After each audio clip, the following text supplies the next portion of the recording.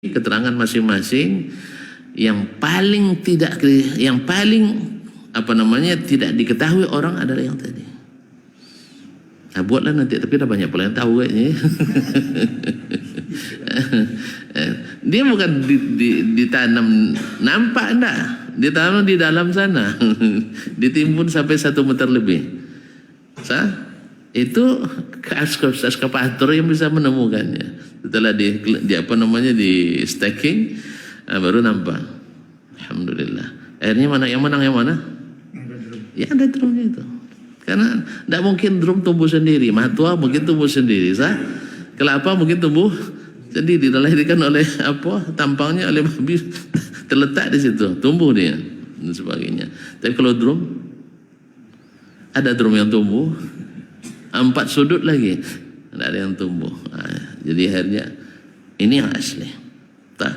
Nah, ketika itu sang pelaku tak bisa mengelak lagi.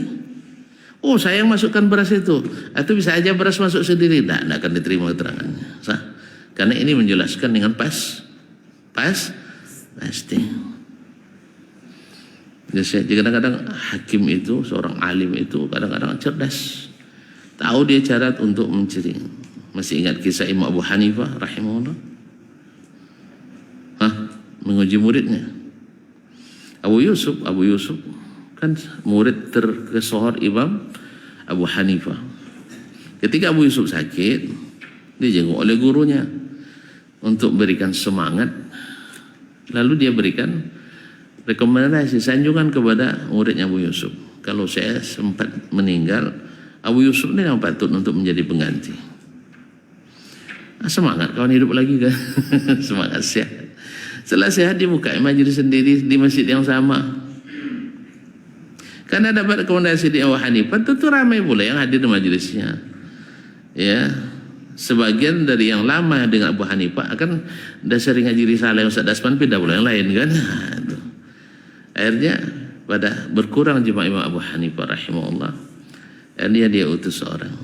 Bukan sekarang maksud saya, nanti setelah meninggal. Apalagi Abu Yusuf masih muda. Kirimnya orang untuk mengetes. Yaitu sebuah kasus. Apa itu? Ada seseorang menitipkan pakaian mahal ke seorang penjahit. Masih kan? Tak saya lanjutkan lagi. Masih lupa. Penjahit untuk dibuatkan baju jubah.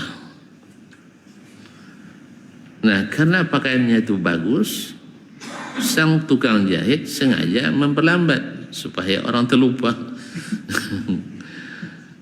Akhirnya lama orang itu baru datang, dia minta pakaiannya, jawabannya tidak ada, bapak pengen pakaian sama saya.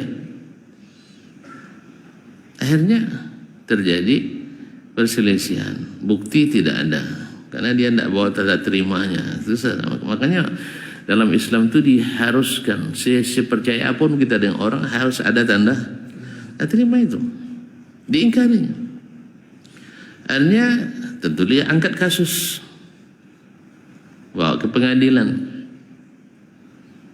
Nah, pertanyaannya, kata Abu Hanifah, nanti kalau jawab, apakah sang penjahit berhak nak mendapatkan upah setelah diketahui benar dia ada di pengadilan, diputuskan memang benar bahwa orang ini menerima bahan tadi, terbukti. Nah, dia ngaku. Nah, cuma sekarangnya berhak enggak dia dapat upah?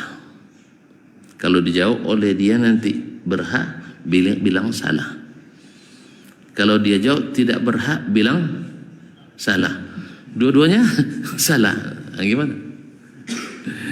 Ini yang memang disinilah kelebihan sang guru. Murid memang dari secara teori bisa aja, tidak mungkin salah dua-duanya kan. Tapi Abu Hanifah bisa mengerjain muridnya ini, Abu Yusuf rahimahullah. Artinya kalau dia bilang berhak salah, kalau bilang tidak berhak tetap salah. Datanglah orang tadi menyamar ke majelis itu, nanya Cik Syekh, silakan. Kita kan kisah kronologis. Dia bilang berhak. Salah Syekh. Hah? Pikir lagi, oh iya ya, tidak berhak. Salahnya. Akhirnya Abu Yusuf kan cerdas juga. Siapa dulu dong gurunya kan? Kamu bukan sembarangan orang, pasti ada yang ngutus katanya. Akhirnya dia paham, pasti Buya yang ngutus itu katanya. Akhirnya Abu Yusuf pergi ke majlis Abu Hanifah, dia tinggalkan majlisnya. Lalu dia datang depan boleh berpaling dan sebagainya. Akhirnya baru dia sadar bahwa gurunya belum mengizinkan dia buka majlis baru. Akhirnya besok dia bubarkan lagi masuk ke majlis gurunya Abu Hanifah rahimahullah. Kenapa salah? Berhak salah, tak berhak salah. Ada sesuatu catatan yang harus dalam hukum berpengaruh. Apa kata Abu Hanifah rahimahullah? Kalau dia jubahnya dijahit ukuran sang punya pemilik asli, kan itu kan diukur tuh.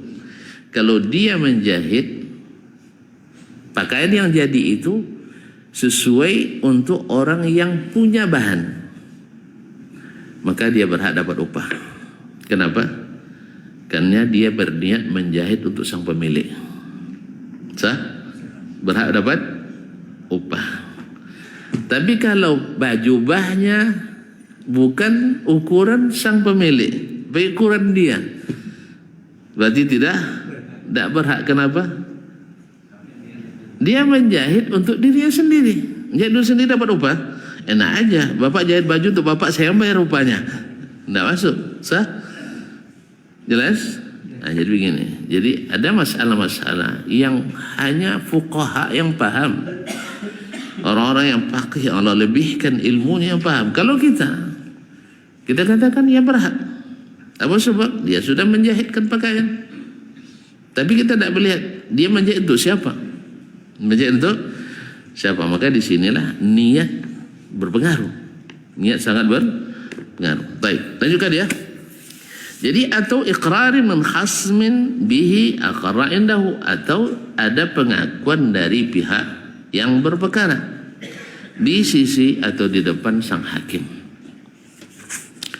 Wa umpizal hukma wa ampazal hukma fihi, dan dia mengeksekusi hukum itu pada masalah ini. Falamma kana yalzamuhu bi khabari ay yunfizahu bi ilmihi kana bi ma'nal mukhbiri bi halalin wa haram.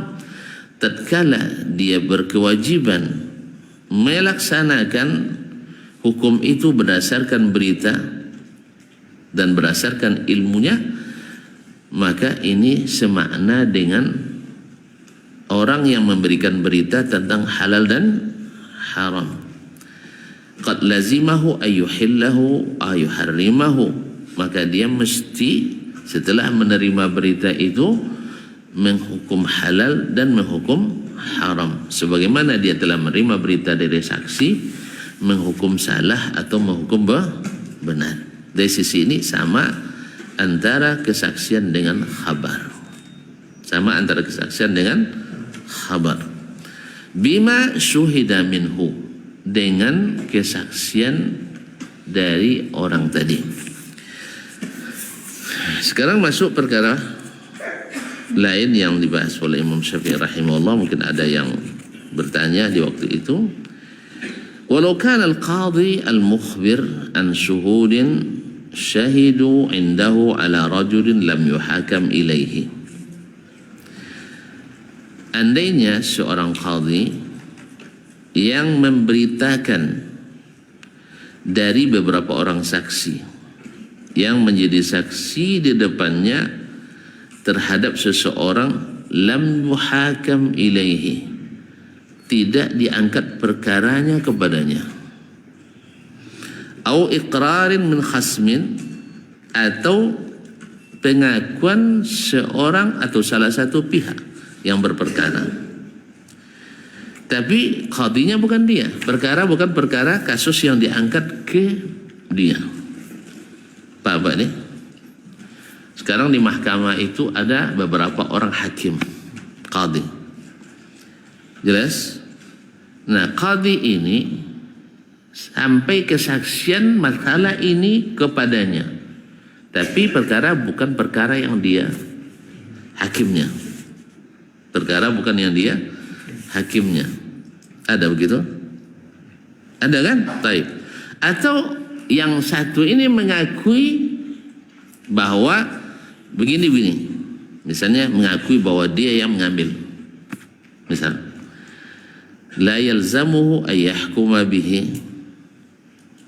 Tidak mesti dia menjatuhkan hukum dengan itu. Apa sebab perkara tidak diangkat kepadanya. Hanya dia sampai berita saja kepadanya dan dia bukan hakimnya. Lima anan alam yukhasam ilahi. Alasannya karena perkara ini tidak beliau yang harus memutuskan. Paham tak? Agak bingung juga ya. Ya sama, saya awal baca berkali-kali saya baca. Kalau tidak paham sekali wajar itu 40 kali kita ulang. Ya, ini kan masalah rumit juga. Limanan alam yukhasam ilaihi au annahu mimman yukhasumu ilai ghairihi. Karena perkara bukan perkara dia. Kasus bukan terregistrasi untuk dia memutuskan. Walaupun dia punya ilmunya, dia tidak boleh memutuskan. Artinya apa? Seseorang tak boleh sembarangan memberikan saksi kalau tidak diminta kesaksian. Seorang tak boleh membuat keputusan kalau belum ditanyakan kepadanya. Karena termasuk tanda-tanda kiamat. Orang tak diminta jadi saksi, tiba-tiba maju menjadi saksi. Orang tidak minta fatwa, lalu dia pula yang memberikan fatwa. Ini maka kacau kita. Fatwa itu ada muftinya. Jelas? Ini dalam mufti ada pula mufti. Kadang-kadang kan juga masalahnya juga kadang-kadang mufti itu masalahnya. Mufti yang mengikuti arahan pesanan. Sebenarnya tekanan. Seperti yang kemarin terjadi di berbagai dunia Arab, ya ketika pemimpin-pemimpinnya berhadapan dengan para pendemo, keluar fatwa, tumpahkan darah mereka. Subhanallah. Jadi pendemo ditafsirkan dengan khawarij. Tidak, salah. Walaupun salah satu metode khawarij adalah mendemo, tapi tidak setiap demo adalah pemberontakan. Itu harus dipahami. Jadi khawarij halal darahnya, iya. Tapi pendemo, ini hukumnya beda. Kadang sebagian tidak, tumpahkan darahnya. Auzubillah. Seperti mufti Suriah sebelum sekarang ini, yang di Ahmad Hasun, dia halalkan pemerintah untuk mengebom dengan bom-bom kimia. Karena itu kehendak pemerintah supaya legal orman. Dulu mufti di Mesir menghalalkan menembaki para pendemo waktu itu. Ketika Mursi diturunkan, mereka ingin dikembalikan pemimpin yang sah diturunkan dan sebagainya. Dianggap oleh mufti yang pro dengan yang pemberontak. Yang pemberontak sebenarnya yang sekarang itu. Akhirnya karena dia pro, dia fatwakan pula halal darahnya ditumpahkan. Sayang yang berfatwa itu jadi rujukan besar bukan ahli di Indonesia. Allah musta'an. Yang sangat gencar memusuhi apa yang mereka sebut dengan gerakan Wahabi. Padahal adalah gerakan dakwah Nabi sallallahu alaihi wasallam. Ma'asyar kira. Balik sini. Jadi tidaklah hak dia untuk memutuskan. Aw annahu mimman yukhasumu ila ghairihi, atau kasusnya diangkat ke lain. Ini belum diangkat kasusnya, atau diangkat kasusnya kepada qadhi yang lain. Fahakama bainahu wa baina khasmihi ma yalzamu syahidan yashhadu ala rajulin ay ya'khudha minhu ma syuhida bihi alaihi liman syuhida lahu. Maka ketika dia hukum di antaranya dan lawannya berperkara ma yalzamu syahidan, sesuai dengan yang harus dilakukan oleh seorang saksi, yashhadu ala rajulin, yang memberikan kesaksian yang memberatkan seseorang, ay ya'khudha minhu, bahwa hakim mengambil daripadanya ma syuhida bihi alaihi, itu kesaksian yang memberatkannya itu liman syuhida lahu, untuk memenangkan lawan yang lain. Kana fi ma'na syahidin inda ghairih, ini kesaksian hakim yang diterima yang tadi sama dengan semakna dengan saksi lain di sisinya. Falam yuqbal, maka ini tidak diterima qadiyan kana au ghairahu, baik dia qadi atau selain qadi, karena dia bukan yang berkompeten di situ. Illa bi syahidin ma'ahu, kecuali ada saksi lain yang menguatkannya. Kama law syahida inda ghairihi, sebagaimana kalau dia menjadi saksi di sisi orang lain, lam yaqbalhu illa bi syahidin, tidak juga diterima kecuali ada saksi lain yang menguatkan. Wa talaba minhu ma'ahu ghairah, dan dia minta yang lain juga jadi saksi. Wa lam yakun li ghairi idza kana syahidan ay yunfidha syahadatahu wahdah, dan tidak boleh bagi yang lain itu untuk idza kana syahidan, ketika dia disaksi, untuk mengeksekusi kesaksiannya sendiri. Tidak bisa dia menjadi mengeksekusi secara tersendiri. Artinya apa? Bahwa ilmu yang diterima oleh qadi yang bukan dia sebagai pemutusnya, sama kedudukannya dengan saksi menerima kesaksian dari yang lain. Yang seperti ini tidak diterima karena harus dikuatkan, karena dia bukan saksi. Dia bukan saksi, tapi menerima berita dari saksi, dan dia bukan hakim yang akan mengeksekusi. Bukan hakim yang akan mengeksekusi, maka diperlukan saksi yang asli yang melihat atau menyaksikan kejadian perkara tersebut. Nah, yang seperti ini terjadi perbedaan antara hadis dengan kesaksian, karena kesaksian harus melihat langsung, sedangkan hadis tidak mesti melihat langsung. Andainya ada orang yang menyampaikan hadis yang menjadi saksi atas terjadinya kejadian, lalu dia riwayatkan, lalu atau terima dari orang yang meriwayatkan tadi, maka itu boleh diterima. Misalnya hadis mursal, seterima atau seorang tabi'i menerima dari sahabat, lalu tabi'i ini menceritakan pada tabi'i yang lain, tapi yang lain ini langsung ke Rasulullah sallallahu alaihi wasallam. Maka yang seperti ini, bila mursil ini siqah, dia dapat dipercaya, walaupun dia bukan menjadi saksi bertemu dengan sahabat yang bersangkutan, tapi dia boleh meriwayatkannya dari Nabi alaihi salatu wassalam. Makanya yang seperti ini, mursal seperti ini, kata sebagian sahabat di antara Imam Syafi'i, diterima dengan syarat diriwayatkan secara musnad dari jalur yang lain. Nanti kalau diteliti, maka akan ditemukan ternyata hadis ini asalnya dari sepulan, sepulan musnad sampai ke Nabi alaihissalam. Tiba-tiba sepulan yang mendapatkan hadis itu daripadanya meriwayatkannya secara mursal. Blank juga, ya, diulang juga. Nanti aja lah, nanti lama kita. Nah, taib, berkata Imam Asy-Syafi'i rahimahullah, subhanallah, waktu pun cepat sekali. Taib.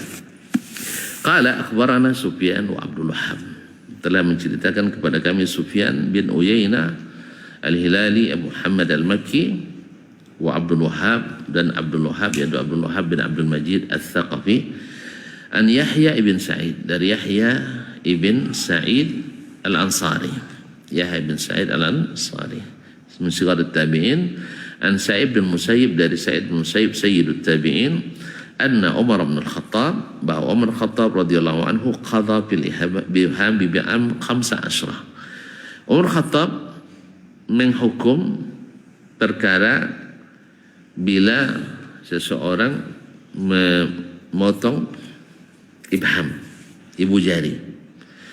Apa dietnya? 15 ekor onta. Di 15 ekor onta. Wa billati taliha bi ashr, telunjuk 10. Wa bil wusta bi ashr. Kalau jari tengah yang cacat dietnya 10 ekor unta. Wa billati talil khinsar bi 9. Sedangkan jari manis 9. Wa bil khinsari, sedangkan kelingking 6. Total berapa? 50 kan? Baik. Qala Asy-Syafi'i, berkata Imam Asy-Syafi'i, lamma kana ma'rufan wallahu a'lam. Tatkala ma'ruf dikenali inda Umar, menurut Umar, anna Nabi sallallahu alaihi wasallam qadha bil yadi bi 50. Nabi sallallahu alaihi wasallam memutuskan hukum bila seseorang membuat cacat sebelah tangan, kan kalau mati kan kisas. Tapi kalau anggota tubuh sebelah tangan ini cacat dibuatnya, itu dendanya 50 ekor unta dietnya. Wih, Masya Allah. Kalau ini terapkan aman gitu ya. Iya tak? Makanya negeri paling aman adalah yang menerapkan hukum ini, yaitu Arab Saudi.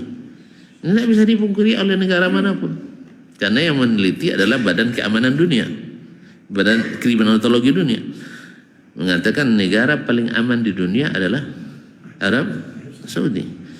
Tersas carut marut orang di luar, tuduhan-tuduhan fitnah orang di luar tuh tidak usah didulikan sekali. Pokoknya titik-titik kafilah tetap titik-titik kafilah tetap berlalu. Tidak bisa dipungkiri. Siapapun yang pernah tinggal, siapa yang pernah ke sana, nampak bahwa tidak ada yang lebih aman seperti di sana. Bandingkan aja 1 menit di kota Chicago sebanding dengan 13 tahun di Arab Saudi. Ya. Pokoknya sejelek-jelek mereka mungkin sebagus-bagus yang lain. Sejelek-jelek mereka sebagus-bagus yang lain. Kan sekarang kan heboh masalah konser dan sebagainya ya. Ya kita pasti tidak setuju. Tidak ada ulama yang setuju, itu tidak ada. Cuman antum suruh ulama angkat senjata, selesai masalah. Selesai. Dah berapa kali kita demo, tambah bagus atau tambah buruk keadaan kita? Cakaplah, tambah bagus tambah buruk. Iya, dulu gara-gara Soeharto bikin banyak utang, kita buat reformasi. Sekarang tambah banyak, tambah dikit utang. Iya nak? Tidak menyelesaikan. Makanya Nabi larang. Ketika orang mendemo Ali radhiyallahu an, sejak itu pecah umat Islam sampai hari ini. Pecah umat Islam sampai hari ini tidak pernah bersatu lagi. Makanya kaum muslimin dan muslimat, penyelesaiannya adalah dengan kembali pada Allah dan Rasul sallallahu alaihi wasallam. Intinya kan ini sebenarnya, kalau diterapkan ini, tidak sembarang orang membegal, tidak sembarang orang jambret, sah? Iya, karena resikonya hilang tangan, Anda harus bayar 50 ekor. Pada yang jambret cuma 2 juta. Nanti harus bayar berapa? 50 kali unta berapa ya? Anggap 10 juta lah dulu. 50 juta. Makanya weh. 1 juta. Gaji setahun 50 jutanya. Itu mau. Makanya orang tidak sembarangan. Sah? Karena tapi diterapkan ya, bukan di pencuri ayam masuk ya, pencuri ini tidak masuk, itu bukan itu. Diterapkan hukum berjalan. Ini karena kalau yang tidak, ada yang sempat tidak menjalankan, dia pula yang kena. Ini nanti. Kalau sempat main-main dengan hukum, dia pula yang kena. Jadi oleh itu kaum muslimin bukan dia main-main. Karena memang Al-Quran hadis tidak ada yang main-main. Sah? Kalau sudah berani Al-Quran hadis tidak ada yang main-main. Kalau masih main-main, tidak akan mau menerapkan Al-Quran hadis. Terawih laju kan. Tidak ada di dunia terawih yang selaju di Indo. Kayaknya orang-orang lain harus belajar sama orang Indonesia tentang terawih paling laju. Coba dicatat Guinness Book ya. Guinness Book. Nah, kaum muslimin. Jadi kata Nabi SAW, Ma'ruf, Umar tahu ilmunya secara global, dia tahu Nabi mengqisas satu tangan dengan 50, bukan qisas, menetapkan diat tebusan yaitu 50.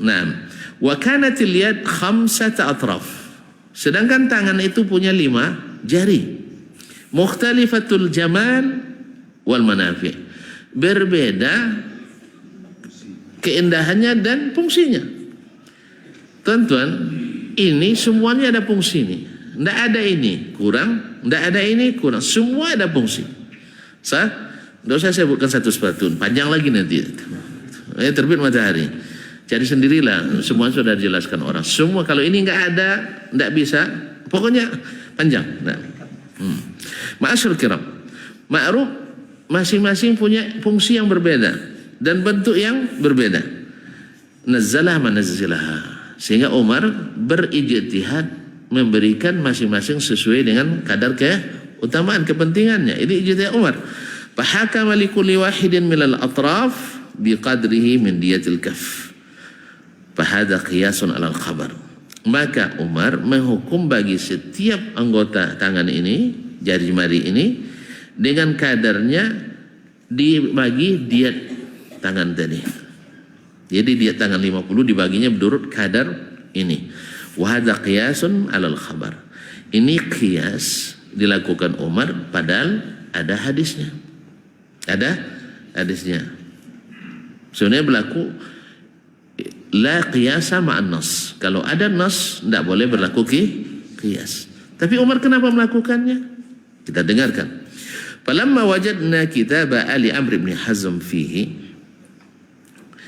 ketika kita dapatkan surat yang ditulis oleh Nabi kepada Ali Amr bin Hazm, di dalam terdapat anna Rasulullah sallallahu alaihi wasallam qala, di dalamnya Nabi berkata, wa fi kulli isba'in mimma hunalika ashrun minal ibil, setiap jari diatnya 10 ekor onta. Sekarang ijtihad Umar berbeda dengan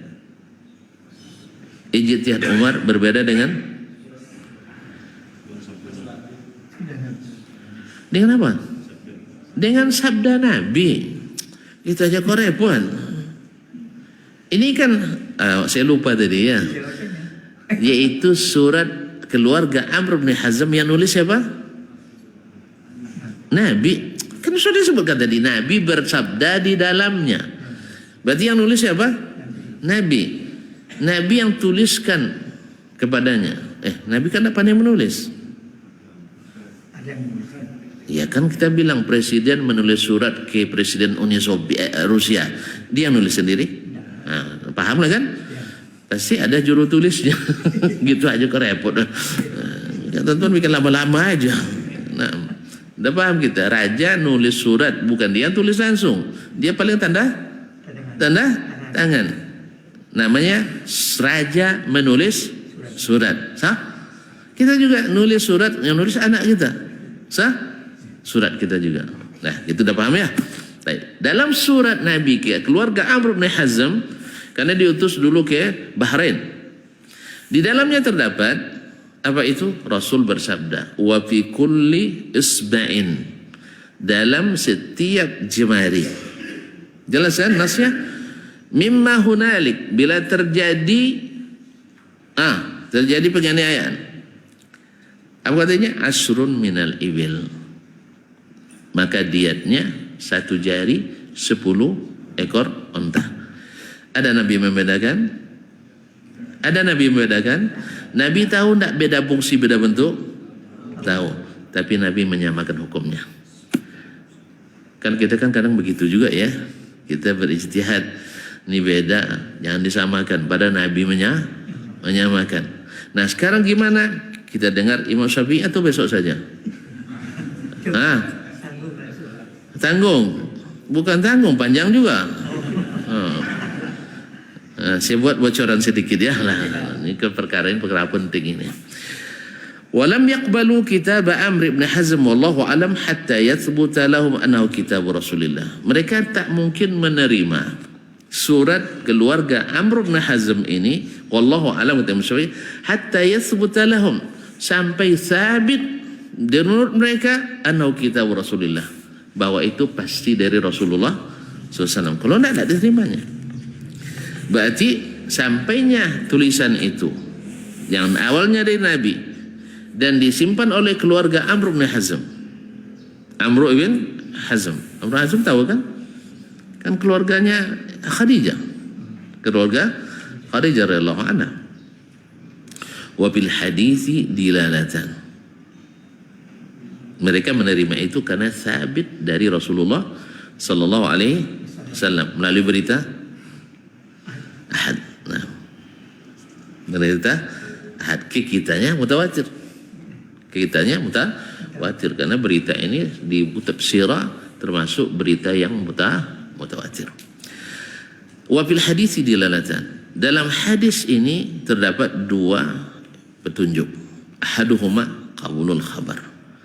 Yang pertama menerima khabar. Itu hadis. Bahwa hadis bila sabit diterima. Wal akhar al yuqbal al khabaru fil waqti alladhi yathbutu bihi. Bahwa berita itu diterima pada waktu sampai dan sabitnya kepada kita. Kalau belum sampai gimana nerimanya? Sah? Jadi memang COD ya. Jadi baru diterima setelah sampai. Kalau belum sampai, apa yang mau diterima? Paham? Artinya seseorang yang belum sampai dalil kepadanya, lalu dia mengamalkan selain itu atau bertentangan dengannya, tidak berdosa. Jelas? Itu maksudnya bahwa berita diterima setelah sampai dan sabit. Kalau belum, walaupun kita mengamalkan yang lain. Misalnya sekarang kita amalkan turun-temurun suatu masalah dalam agama. Sah? Apa misalnya? Kita singgung nantinya. Tentu gampang tersinggung itu masalahnya. Tersinggung belek wadanya. Ini bawa belek pergi ngaji itulah ribut. Ngaji itu bawa hati, jangan bawa belek. Kampung-kampung tulis kita. Haji Bobo ada sebenarnya tersinggung belek waktu wiridnya kan. Ya bawa belek pula. Tahu belek? Kaleng kan bunyi dia. Nah, enggak, kita jangan bawa ngaji, jangan bawa belek ya. Jadi kalau mengamalkan suatu amalan yang ternyata dulu belum hadisnya belum sampai ke kita, sekarang sudah sampai. Yang selama ini tidak berdosa. Jelas? Karena belum ada hujah sampai ke kita. Banyak contohnya. Banyak. Dulu Pak Edi, Masya Allah, sangat rapi bila datang ke kantor. Klimis. Sah? Karena belum tahu. Bahkan yang sampai kepada kita, ini tuh orang tua-tua itu. Sah? Berjenggot pula orang tua. Jorok. Kan itu yang sampai ke kita. Kadang awak nak berjenggot, bini tak suka. Pak, apa contoh orang terpapu je Pak. Apa kan ini kan? Banyak. Tapi setelah sampai kita, oh ternyata jenggot itu sehat. Banyak sumber kebaikannya. Tempat mengalirnya, turunnya, bergugurannya dosa-dosa kita. Sah?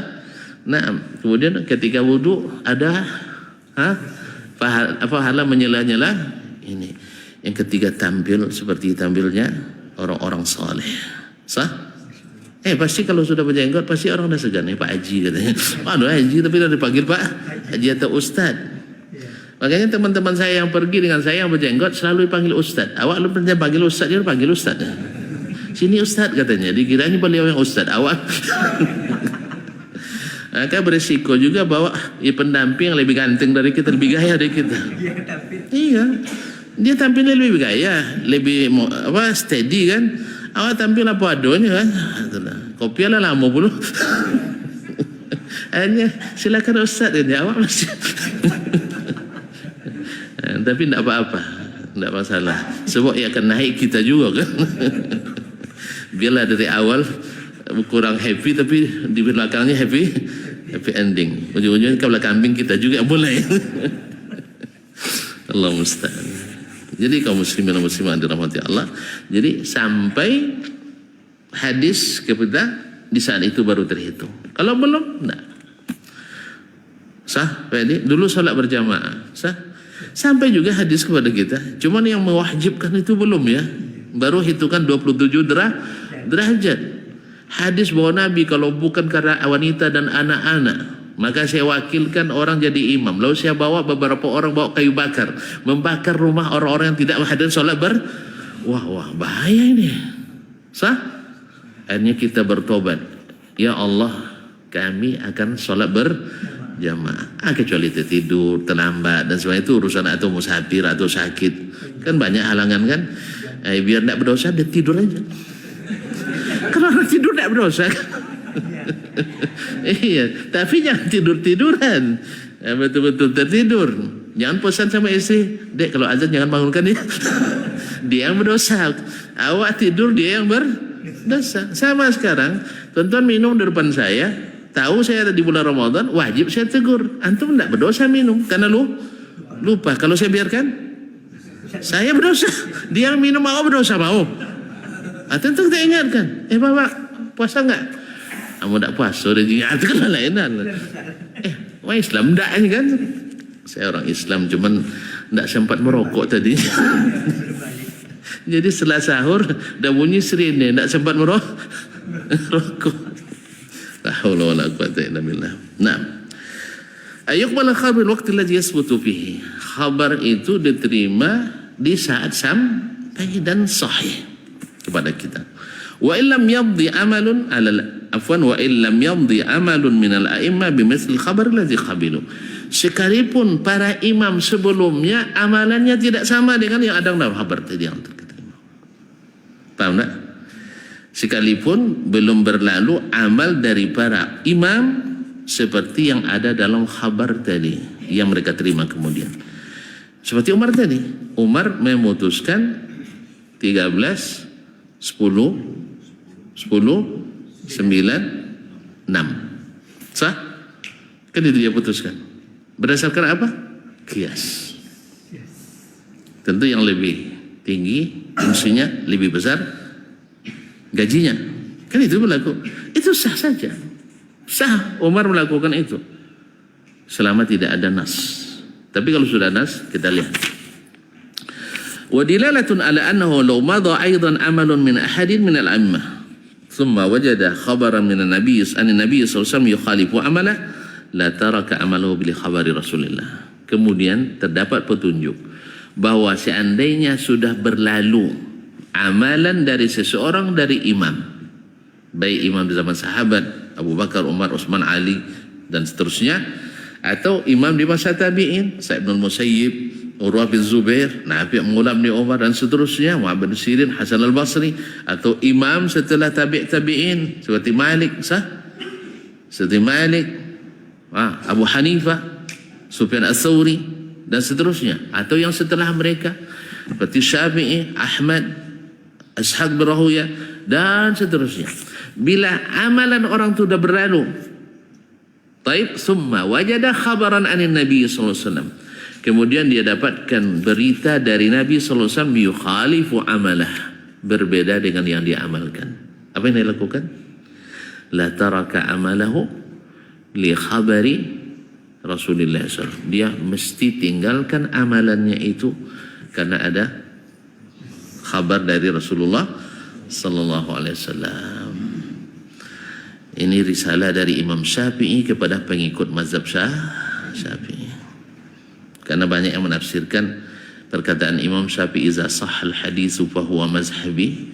Apabila hadis sahih itulah mazhabku, bahwa seluruh dalil yang digunakan Imam Syafi'i pasti sahih. Ini pertama tidak sesuai dengan apa yang dia tafsirkan Imam Syafi'i sendiri dalam kitab-kitabnya. Yang kedua, bukti nyata tidak semua dalil yang digunakan oleh Imam Syafi'i hadis sahih. Kecuali yang tidak belajar, kitab Imam Syafi'i. Apalagi kalau banyak ngambil dari Pak Pi. Nah itu. Kan banyak gitu, ngambil dari Syafi'iyah bukan dari Imam Syafi'i. Sebenarnya kalau mau sebentar aja, tidak panjang-panjang, ada sebuah risalah dari As-Subki yang mensyarah perkataan Imam Asy-Syafi'i, "Idza shahhal haditsu fa huwa mazhabi." Cuman masih manuskrip, Bang. Masih makhtutat. Waktu saya meninggalkan Madinah masih makhtutat. Apakah sudah terbitkan? Saya tidak tahu. Kalau ada yang tahu tolong belikan untuk saya. Nah, soalnya nanti COD boleh. Nah, pas sampai ke saya bayar, atau yang lebih bagus, ini hadiah untuk Ustaz. Tidak mahal doa. Nah, tapi isinya saya ada baca bahwa yang dimaksud dengan perkataan Imam Syafi'i idza sahal haditsu fa huwa mazhabi, ini kan Subki kan salah satu imam mazhab Syafi'i, bahwasanya maksud Imam Syafi'i bila pendapatnya bertentangan dengan hadis yang sahih dan hadis itu belum sampai kepadanya, maka dia siap pindah dari pendapatnya ke hadis ini. Jelas? Kecuali kalau hadis sudah disebutkan oleh Imam Syafi'i, lalu dia takwilkan maknanya karena ada dalil lain yang menurut beliau lebih rajih, misalnya, ini bab lain, dan itu juga ada. Tapi dengan menafsirkan bahwa semua hadis yang dijadikan dalil oleh Imam Asy-Syafi'i mesti hadis sahih, ini tidak diterima oleh ahlul ilmi, karena kenyataannya tidak seperti itu. Barangkali insyaallah pernah kita sebutkan ya, bahwa Imam Syafi'i menyetil salah satu hadis yang tidak bersanad atau hadis palsu. Kalau dia tahu itu palsu, dia tidak akan menyebutkannya. Makanya di situ dia tidak sebutkan sanadnya. Mungkin dengan harapan ada yang menyebutkan sanadnya dan atau ada yang menjelaskan tidak sahihnya. Jelas ini? Ini perkataan beliau yang menafsirkan apa yang dimaksudnya. Jadi walaupun sudah berlanjut amalan seseorang dari seorang imam, tapi ternyata berbeda dengan hadis Nabi, maka dia tinggalkan pendapatnya dan dia amalkan hadis Rasulullah SAW. Berdosa dia selama itu? Nah, karena itu ilmunya. Maka kita, guru-guru kita yang dulu, yang mungkin belum sampai kepadanya ilmu yang sekarang sampai pada kita doakan. Mudah-mudahan Allah menerima amalnya, karena itu yang sampai pada mereka. Mudah-mudahan Allah mengampuni kesalahan mereka. Bukan kita, oh berarti guru antum masuk neraka. Ya akhi, guru saya bersyahadat la ilaha illallah Muhammadur Rasulullah. Murid-muridnya yang berilmu banyak. Beliau yang mengajarkan asas-asasnya. Setelah itu, baru itu yang sampai pada mereka. Harusnya namanya Muhyiddin jadi Mahyuddin. Coba bayangkan, tidak ada Mahyuddin dalam bahasa Arab yang saya ketahui ya. Mahyuddin tidak ada, Mahwuddin ada, menghapus agama, tidak mungkin itu. Tapi sebenarnya Muhyiddin. Cuman orang dulu menulis ya-nya satu, sampai hari ini masih banyak yang menulis ya satu. Harusnya kan dua tuh. Muhyiyun aslinya. Cuman karena berat bagi orang Arab dibaca yi saja. Tidak dibaca Muhyiddin, tapi Muhyiddin.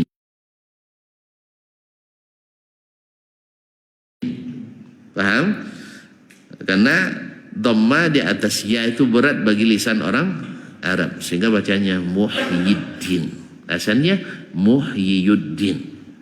Tapi orang-orang tua kita dulu, ulama-ulama kita dulu bacanya Mahyuddin, sehingga kebanyakan ulama kita namanya Mahyuddin. Termasuk guru besar kami di pondok dulu, pendiri Darun Nahdlatul Baqina rahimahullah wa ghafara lahu, Syekh Kiai Haji Buya Kabir, namanya Buya Kabir Muhammad Nur Mahyuddin. Ya. Dan ini tidak pernah dijelaskan oleh beliau kepada kami, karena memang dianggap itulah bacaannya. Memang dalam kitab akan tertulis mim ha ya. Bacanya apa?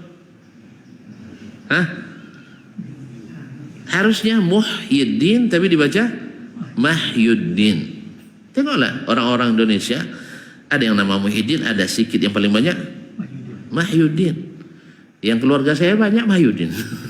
Iya, ada yang qari, ada yang ustad, ada yang Mahyuddin. Karena itu yang terbaca oleh beliau-beliau. Paham saya?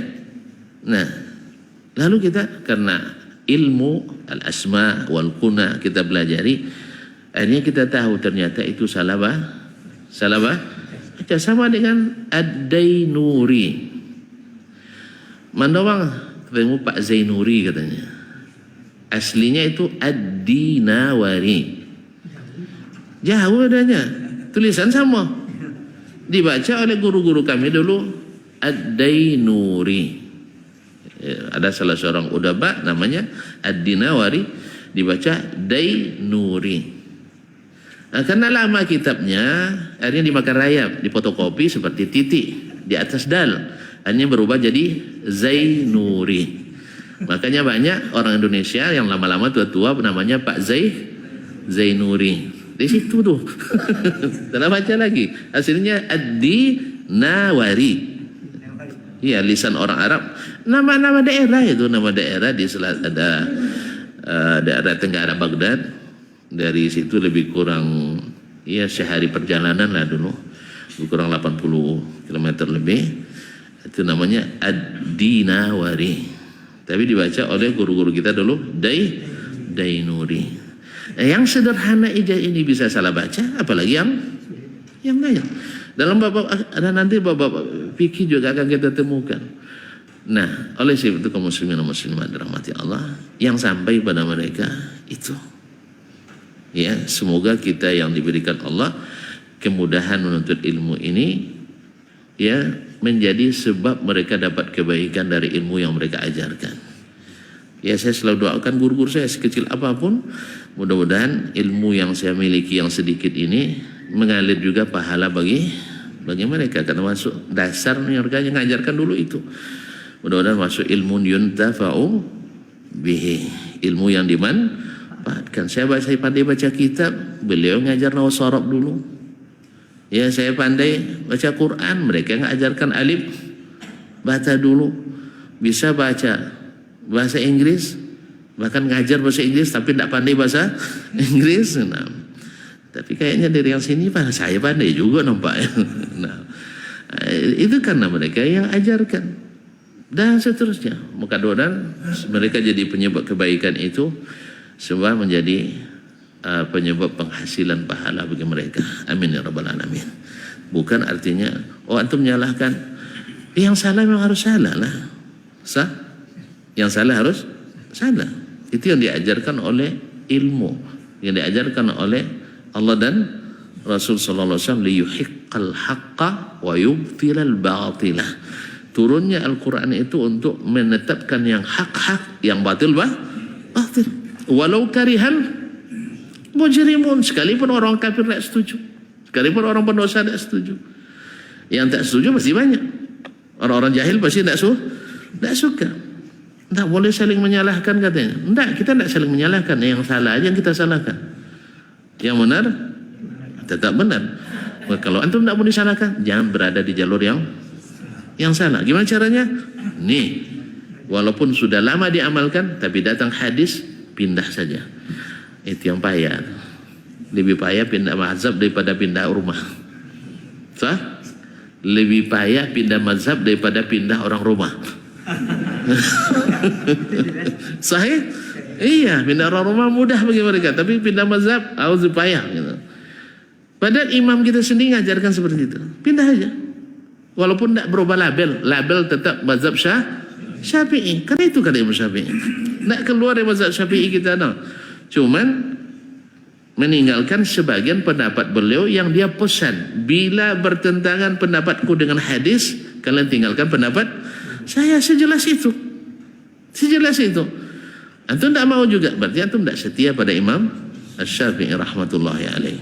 Oleh sebab itu saya iklankan, ana syafi'iyyun ma hayitu wa in amut fa wasiyati lin-nasi yatasyaffa'u. Saya selama hidup tetap bermazhab Syafi'i. Tapi kalau mati saya wasiatkan tuan-tuan mesti ikut mazhab Syafi'i. Kenapa? Mazhab Syafi'i itu sangat luas, sangat fleksibel. Dasarnya idza sahhal hadis bahwa mazhabi. Bila hadis sahih, itulah mazhab saya. Artinya saya siap meninggalkan pendapat saya untuk mengikut hadis Rasulullah SAW. Itu yang lama-lama gimana Imam? Jadi dulu ini yang lama, orang yang sekarang. Kan itu wajibnya setelah sampai. Sebelum sampai enggak wajib. Sah? Makanya ketika turun berbagai hukum, ada sebagian sahabat khawatir. Kata Nabi SAW, yang telah lalu tuh tidak ada itu. Tapi yang sekarang yang baru yang akan kita hitung. Masih panjang? Masih panjang? Cukuplah dulu ya. Tapi ini baru pembukanya dalam masalah ini. Bocoran sedikit. Mudah-mudahan Allah SWT sampaikan kita umur yang panjang dalam ketaatan, dan kita menyambung kembali pada lain kesempatan. Wabillahi taufiq wal hidayah. Taqabbalallahu minna minkum. Wassalamualaikum warahmatullahi wabarakatuh.